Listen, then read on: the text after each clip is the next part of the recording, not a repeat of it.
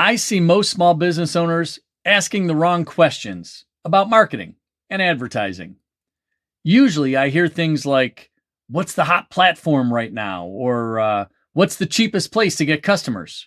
Maybe, do I need to run Google or Facebook ads and how much should I spend? Sound familiar, right? And that's how people end up trying a little of everything while consistently winning at nothing. In this episode, I want to reset how you think about advertising your business and give you the tools to choose the right ones for you. It's not what's trendy. It's not what your buddy's brother-in-law says, but what actually fits your customers, your time, and your reality. Marketing is a lot to cover, but I'll give you the 10,000 foot view right now, and I can always dig deeper if you need to in another episode. Hey there, I'm Matt. I've spent over 25 years building companies as a serial entrepreneur and helping small business owners navigate challenges and avoid costly mistakes. Welcome to the channel. I strive to answer the questions all business owners have using real-world, practical experience. Let me know how I can help. Let's get something out of the way first. There is no perfect way to advertise your company. Now, other experts may not agree, and they're usually trying to sell you something. But in my experience, this is 100% true. A marketing channel can only succeed if two things work. First, your message actually reaches your customer. And second, it fits your business model, your time, and your resources. Most marketing struggles don't come from a lack of effort. They come from just blindly copying competitors without any real context, or chasing trends instead of actual business alignment. It comes from throwing darts instead of actually researching what you're doing, or spreading your efforts too thin. You see, marketing isn't about being everywhere. It's about it being effective right where your customers are.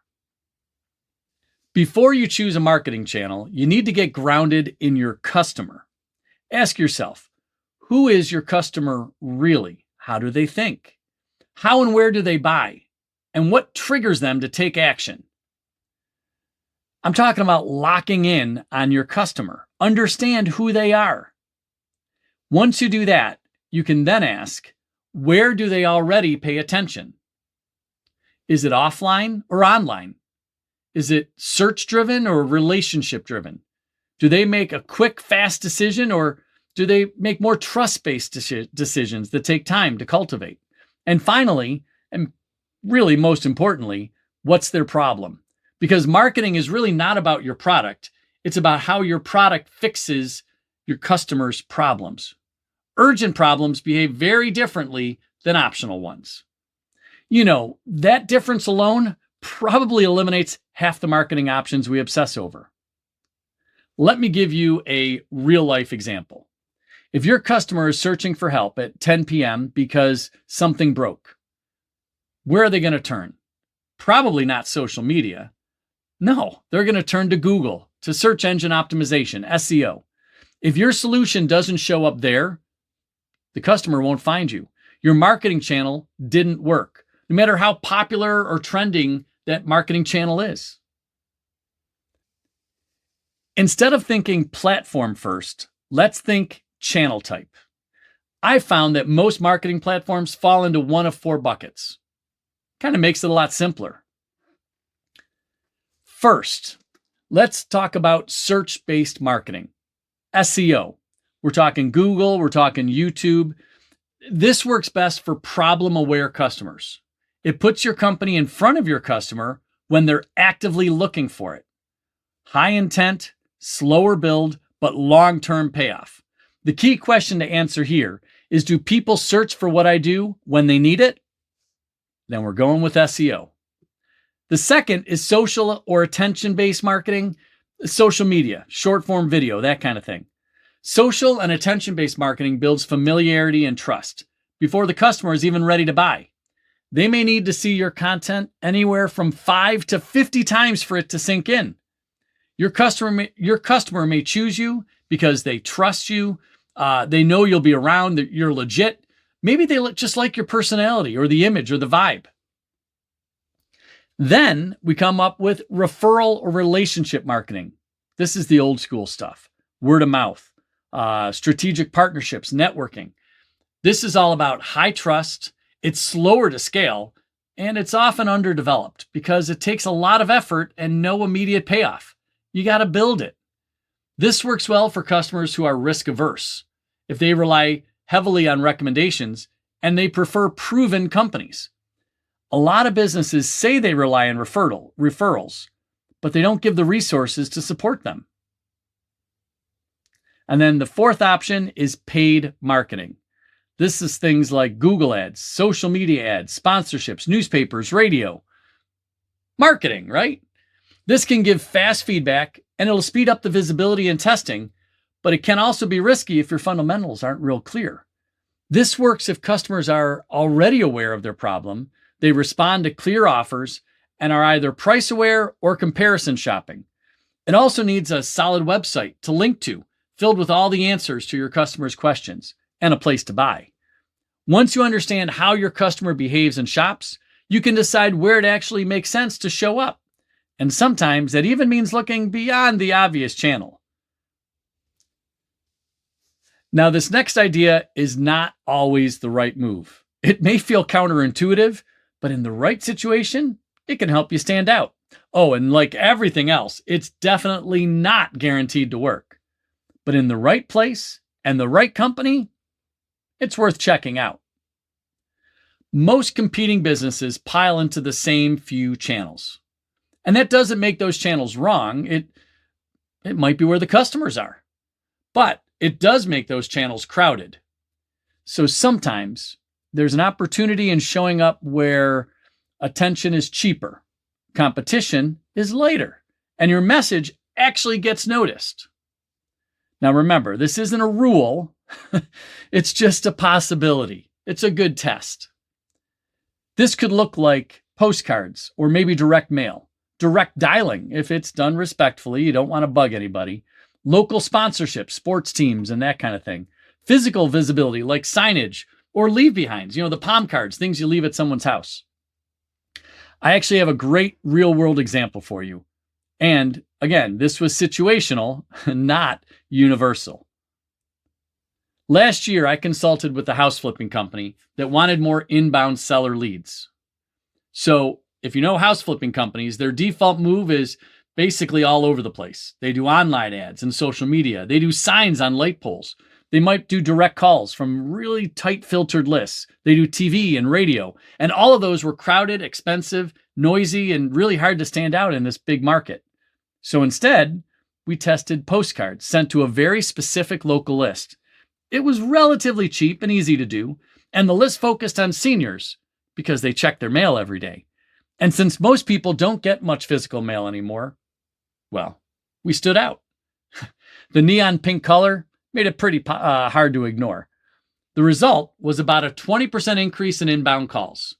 Now, this isn't because postcards are some kind of magic silver bullet. No. It's because the channel was unexpected for that audience in that context. And that doesn't mean that this whole flip the script idea is right for everyone. It worked in this situation because of the company and the context. The goal was to evaluate underutilized attention. And this only works when you know your customer and you understand the buying context. And you're testing, not betting the whole business budget on it. Now let's bring it back to the real world. In order for advertising to work, you need to be realistic. In this case, I'm talking about what your company can actually handle. Let's be honest about your time. Not what you wish you had, but what you can actually commit. We also need to be honest about your budget. Again, this isn't what you hope will show up, but what you can realistically spend now with the current sales you have coming in.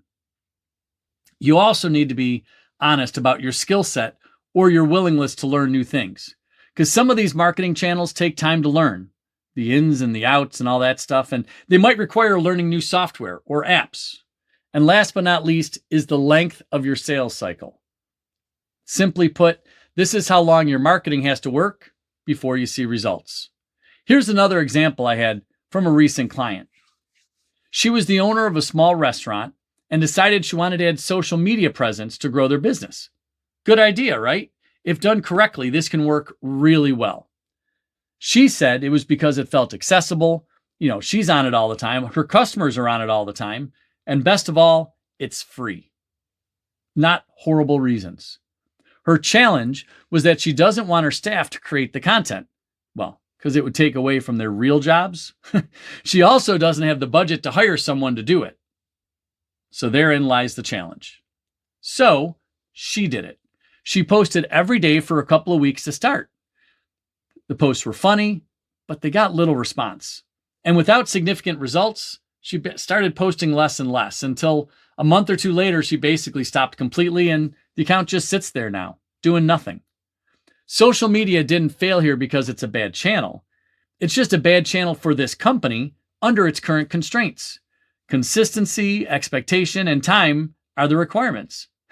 And there wasn't enough of any of these to give it a good shot at success. It's not a discipline problem. It's just a capacity problem. Remember, the goal here isn't perfection. It's just alignment with your company. If all of this is a little overwhelming, maybe it's time to try simplifying. Pick one primary marketing channel and commit to it for 90 days, just to start. We're not going to dabble. We're not going to jump around to multiple options. We're just going to lock in and commit.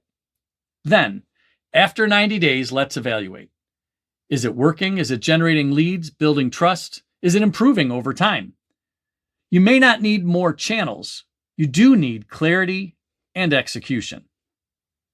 Hopefully by now you'll agree to stop asking, where should I be advertising?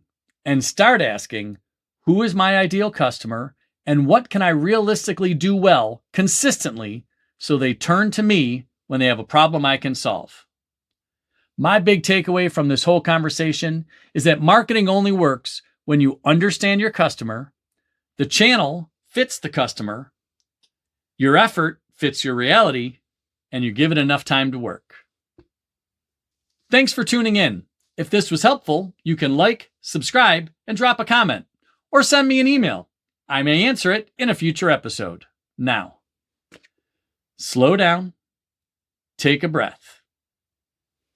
You've got this. All right, what's next?